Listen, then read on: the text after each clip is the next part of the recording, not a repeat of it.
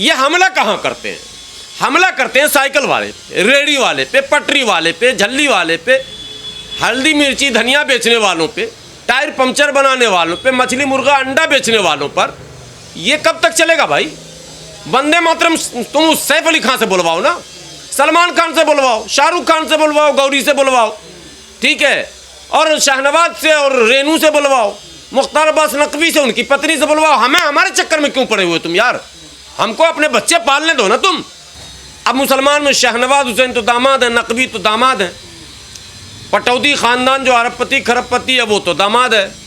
पटौदी का नाम सुना है ना, सैफ अली खान का खानदान, सैफ अली खान भी दामाद है, सलमान खान का भाई भी दामाद, सबकी ब्राह्मण पत्नियां हैं, सोनाक्षी सिन्हा, अभी लेटेस्ट सब बता रहा हूँ, ये सब सेट कर जाएंगे।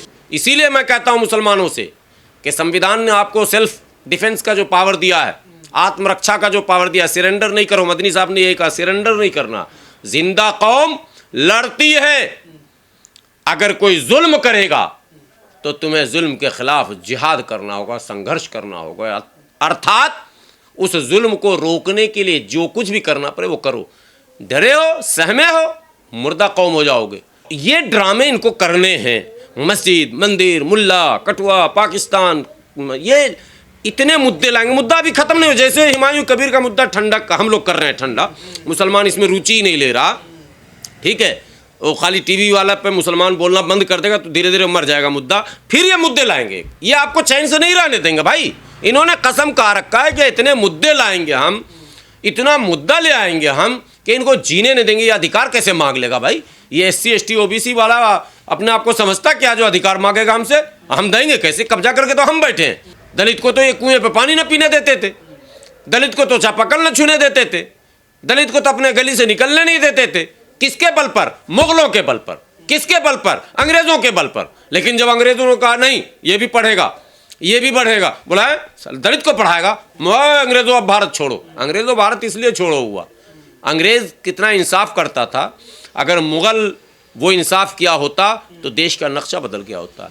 इनका जो ऑर्गेनाइजर अखबार है उसके टुकड़े हैं, उसकी पुरानी कॉपी है जिसमें तिरंगा का विरोध, वंदे मातरम का विरोध, राष्ट्र का विरोध, अंग्रेज़ों की माने हिमायत, अंग्रेज़ों का सपोर्ट, अंग्रेज़ों का समर्थन ये कर रहे थे। यही लोग मुगल का समर्थन, यही लोग अंग्रेज़ का समर्थन। अब जब देश में सोच रहे हैं कहीं सच्चाई सामने ना आ जाए, तो पहले आर्य धर्म हुआ करता था, आर्य के बाद इन लोगों ने हिंदू नाम बोलना शुरू किया, वैदिक धर्म, वैदिक धर्म के बाद कहा हिंदू हैं हम, और हिंदू के बाद अब सनातन धर्म है। ये जो लगातार तब्दीलियां आ रही है ये केवल अपने पापों पर पर्दा डालने के लिए। इनके पाप की सूची बहुत लंबी है। आगरा का ताजमहल अगर उखाड़ोगे तो इनके पाप निकलेंगे, क्योंकि वो ज़मीन भी किसी राजपूत की है जिसने शाहजहां को दिया। ये सच है, वो इनके संबंध है। वैसे इन्होंने दिया, हमें तो नहीं दिया। किसी दलित को बसाया क्या 10, 20, 50, 100, 200 एकड़ ज़मीन देकर? दलित को तो ये कुएं पे पानी न पीने देते थे, दलित को तो चापाकल न छूने देते थे, दलित को तो अपने गली से निकलने नहीं देते थे। किसके बल पर? मुगलों के बल पर। किसके बल पर? अंग्रेजों के बल पर। लेकिन जब अंग्रेजों ने कहा नहीं ये भी पढ़ेगा, ये भी बढ़ेगा, बोला है दलित को पढ़ाएगा, अंग्रेजों अब भारत छोड़ो। अंग्रेजों भारत इसलिए छोड़ो हुआ। अंग्रेज कितना इंसाफ करता था, अगर मुगल वो इंसाफ किया होता तो देश का नक्शा बदल गया होता। अंग्रेज ने यूनिवर्सिटी बनाई, हालांकि लूट के ले गया, दो सच्चाई अलग अलग है। मुगल लूटा नहीं, मुगल को तो ब्राह्मणों ने लूटा, मुगल काल में तो राजपूतों ने लूटा। सारी महलें जो देख रहे हैं, हवा हवा महल, ये सब महल मुगलों के दौर में बने हैं सब। इनकी नक्काशी देख लो, इनका पत्थर देख लो, जो लाल किला का पत्थर है, जो हम क्या कहते हैं आगरा का पत्थर है, वही सब पत्थर उनके यहाँ भी है, सब सेम सेम। तो रिश्तेदार थे ना, तू इधर बिल्डिंग बना ले, तू उधर। आज ग्वालियर की बात आती है और झांसी की भी बात आती है। झांसी की रानी के ख़ानदान का कौन है राजनीति में? झांसी की रानी के ख़ानदान का कोई राजनीति में है? कहीं आप लोगों ने पढ़ा सुना कि ये फलां सांसद जो है वो झांसी की रानी का पोता है या परपोता है? नहीं है ना, नहीं है ना।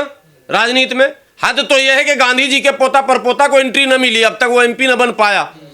तुषार गांधी और कौन गांधी न जीत पाया बेचारा। लेकिन ग्वालियर का, जिसने अंग्रेज की मुखबिरी की, जिसने मुगलों का साथ दिया, जिसने देश के खिलाफ, आम जन भावनाओं के खिलाफ, जनता की सोच के खिलाफ काम किया, शासक वर्गों से अपने आप को तालमेल बनाकर रखा, वो आज भी शासन सत्ता में है। और वही हमको सिखा रहा, तुम्हें वंदे मातरम कहना है तो भारत में दौड़ाए जाओगे किसी दिन, घबराओ मत। सच्चाई पर बहुत लंबे समय तक पर्दा नहीं डाला जा सकता है। लेकिन क्या कारण लगता है ये वंदे मातरम पर जो डिबेट हो रही है, देश में बहुत सारे समय बर्बाद किया जा रहा है। अभी तो आपको पता है दो महत्वपूर्ण मुद्दे हैं। एक तो जो इंडिगो का क्राइसिस है, जिसके वीडियोस को लोग कवर करने नहीं दे रहे हैं, जो फूट फूट के महिलाएं रो रही हैं, किसी का सामान नहीं मिल पा रहा है, सब अफरा तफरी का आलम है, पूरा पैनिक है हर एयरपोर्ट पर। अभी भी स्थिति वैसी, अभी भी सामान्य स्थिति नहीं हुई। तो मुद्दा था इंडिगो पर बहस करने का, नहीं करना है चूंकि फंसेंगे। वहाँ निजीकरण, एयरपोर्ट भी बेचा है इन्होंने, सब निजी हाथों में दिया तो अंजाम तो भुगत रहे हैं। मुद्दा आज भी है कि फेयर कौन तय करेगा। दिल्ली से पटना जाना हमको किसी भी जहाज से, ये किराया तय कौन करेगा? सरकार तय नहीं कर रही है। आज फेयर है 5,000, कल त्यौहार आएगा 25,000। इसी छठ में, जो छठ अभी गुजरा है, बिहार जाने वाले लोगों ने 22,000, 26,000 के टिकट कटाए फ्लाइट के। पैसा किसका लूटा गया? हिंदुओं का। त्यौहार तो हिंदू का था, और हिंदुओं को कहा गया कि हिंदू राष्ट्र बनाएंगे, वंदे मातरम बोलो। तो मर जाओगे वंदे मातरम बोलते बोलते, समस्या का समाधान तो होगा नहीं। जब वंदे मातरम नारा लगा था, देश भावनाओं से उसे जोड़ा गया था।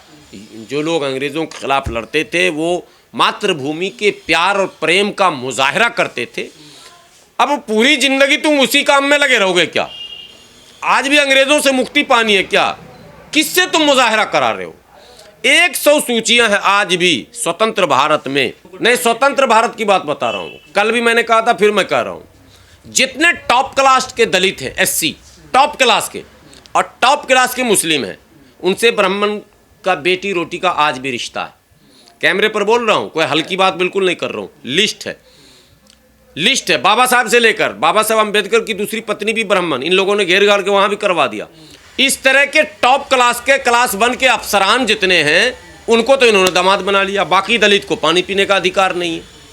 बाकी दलित को प्यार का नतीजा क्या होता है, वो आपने अभी लेटेस्ट न्यूज़ देखा, मार ही दिया उसको। ठीक है, तो अब ये पैमाना मैं बताना चाहता हूँ। अब मुसलमान में शहनवाज हुसैन तो दामाद है, नकवी तो दामाद है, पटौदी ख़ानदान जो अरबपति खरबपति है वो तो दामाद है। पटौदी का नाम सुना ना, सैफ अली खान का ख़ानदान। सैफ अली खान भी दामाद है, सलमान खान का भाई भी दामाद, सबकी ब्राह्मण पत्नियाँ हैं। सोनाक्षी सिन्हा, अभी लेटेस्ट सब बता रहा हूँ। ये सब सेट कर जाएंगे। ये हमला कहाँ करते हैं? हमला करते हैं साइकिल वाले पे, रेडी वाले पे, पटरी वाले पे, झल्ली वाले पे, हल्दी मिर्ची धनिया बेचने वालों पे, टायर पंचर बनाने वालों पे, मछली मुर्गा अंडा बेचने वालों पर। ये कब तक चलेगा भाई? वंदे मातरम तुम सैफ अली खान से बुलवाओ ना, सलमान खान से बुलवाओ, शाहरुख खान से बुलवाओ, गौरी से बुलवाओ, ठीक है, और शाहनवाज से और रेनू से बुलवाओ, मुख्तार अब्बास नकवी से, उनकी पत्नी से बुलवाओ। हमें हमारे चक्कर में क्यों पड़े हुए तुम यार? हमको अपने बच्चे पालने दो ना। तुम गली गली में घूम के छोटा छोटा गमछा रख के ये नेगी और कौन कौन, मुर्गा बंद कर तो मछली बंद कर, तो अंडा बंद कर, तो सब्जी बंद कर, तो ये बंद कर। अबे क्या ड्रामा भाई? ये तेरी देशभक्ति और देश प्रेम है तेरा? ये वंदे मातरम सिखाता है तुझे? अगर तुझे ये सिखाता है वंदे मातरम, तो ऐसा वंदे मातरम कोई नहीं बोल सकता। कहते हो वंदे मातरम प्यार और जो कल भाषण परसों सब दे रहे थे वंदे मातरम के पक्ष वाले, वो तो लंबी लंबी फेंक रहे थे। हालांकि संजय सिंह ने और कश्मीर वाले सांसद ने सबने बखिया उधेड़ दी इनकी पूरी। बोले 4 नाम बताओ, 4 नाम बताओ जेल जाने वाले के, 4 नाम बताओ शहीद होने वाले के जो तुम्हारे संगठन से जुड़ा हुआ हो।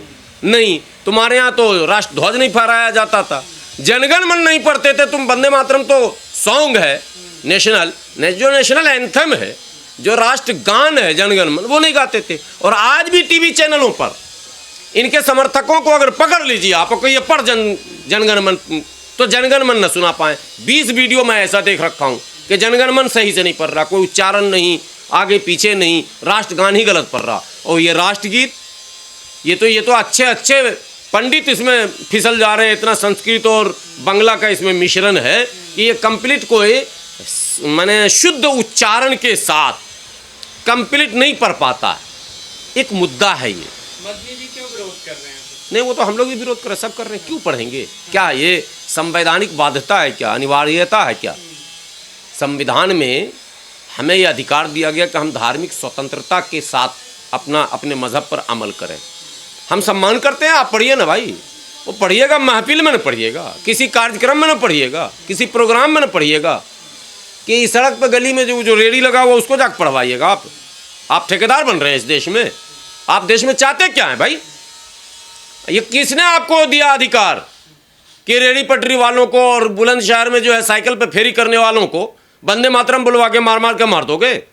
ऐसे चलेगा देश? कभी नहीं होगा ऐसा। इसीलिए मैं कहता हूं मुसलमानों से कि संविधान ने आपको सेल्फ डिफेंस का जो पावर दिया है, आत्मरक्षा का जो पावर दिया, सिरेंडर नहीं करो। मदनी साहब ने यही कहा, सिरेंडर नहीं करना। जिंदा कौम लड़ती है। अगर कोई जुल्म करेगा तो तुम्हें जुल्म के खिलाफ जिहाद करना होगा, संघर्ष करना होगा, अर्थात उस जुल्म को रोकने के लिए जो कुछ भी करना पड़े वो करो। डरे हो, सहमे हो, मुर्दा कौम हो जाओगे। डरो नहीं। अब एक बात अंतिम में बता दूं, मैंने जो रिसर्च किया, मैं अपने समाज के बीच जाता हूं, डरा हुआ मुसलमान नहीं है, कहीं डरा हुआ नहीं है। हर जगह मुसलमान एक ही बात बोलता है, हम लोग नहीं चाहते हैं माहौल ख़राब हो, हम लोग नहीं चाहते हैं कि कोई असंवैधानिक असामाजिक काम हो, हम नहीं चाहते हैं कि पंगा बढ़ जाए, इसलिए हम लोग 2-4 लप्पर खा के भी बर्दाश्त कर लेते हैं। जो लोग देश में संवैधानिक व्यवस्था को बनाने के लिए बर्दाश्त कर रहे हैं, शांति और सद्भाव के लिए अब झेल रहे हैं, उस पर तुम जुल्म बढ़ाना चाहोगे, सीमा के अंदर रहना पड़ेगा।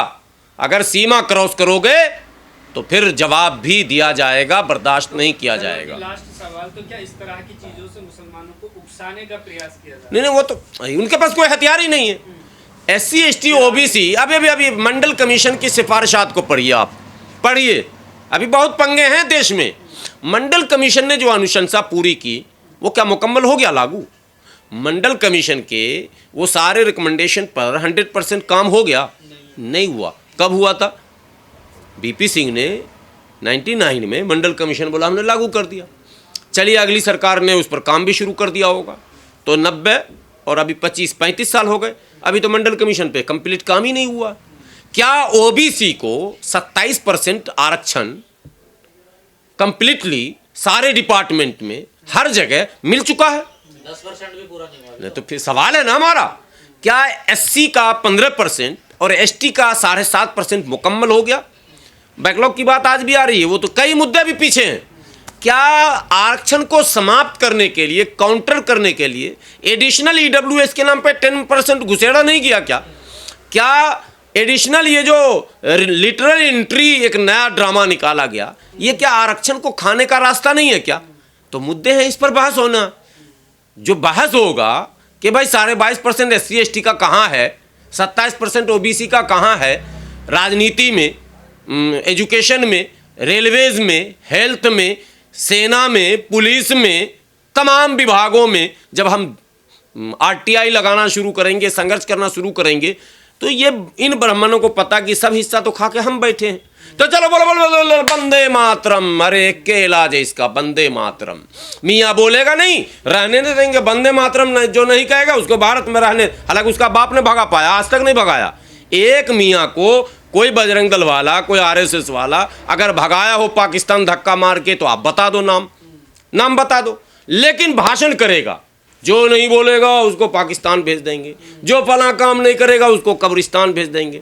कब्रिस्तान तो खैर भेज चुका 2-4 को, पाकिस्तान न ये भेजा, न इसका बाप भेजा, न बेटा भेज पाएगा। बात समझिए। तो ये ड्रामे इनको करने हैं। मस्जिद, मंदिर, मुल्ला, कठुआ, पाकिस्तान, ये इतने मुद्दे लाएंगे, मुद्दा भी खत्म नहीं हो। जैसे हुमायूं कबीर का मुद्दा ठंडक का हम लोग कर रहे हैं ठंडा, मुसलमान इसमें रुचि ही नहीं ले रहा, ठीक है। वो खाली टीवी वाला पे मुसलमान बोलना बंद कर देगा तो धीरे धीरे मर जाएगा मुद्दा। फिर ये मुद्दे लाएंगे, ये आपको चैन से नहीं रहने देंगे भाई। इन्होंने कसम खा रखा है कि इतने मुद्दे लाएंगे हम, इतना मुद्दा ले आएंगे हम कि इनको जीने नहीं देंगे। ये अधिकार कैसे मांग लेगा भाई? ये SC ST OBC वाला अपने आप को समझता क्या जो अधिकार मांगेगा हमसे? हम देंगे कैसे? कब्जा करके तो हम बैठे हैं, मुगल पे भी कब्जा करके बैठे थे, अंग्रेजों पे भी कब्जा करके बैठे थे। अंग्रेज जब देने की सोचा तो उसके खिलाफ बगावत कर दिया।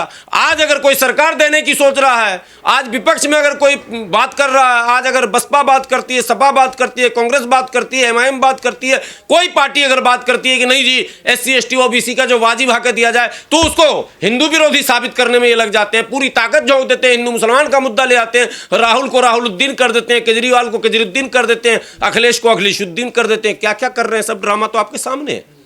कहते हैं तेरा बाप में कुछ खोट है, तेरी पैदा, इतने शब्दों का गलत गलत चयन करते हैं ये।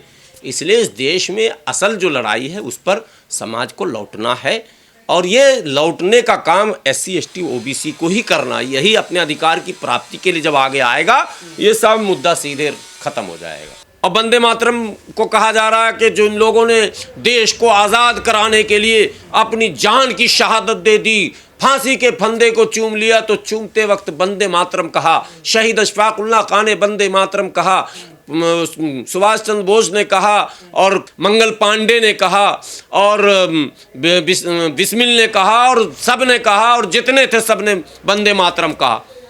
तो भैया उस वंदे मातरम कहने वालों में आप भी थे क्या? नहीं थे ना। ये तो दुनिया जानती है, उसके बाज़ाब्ता प्रमाण है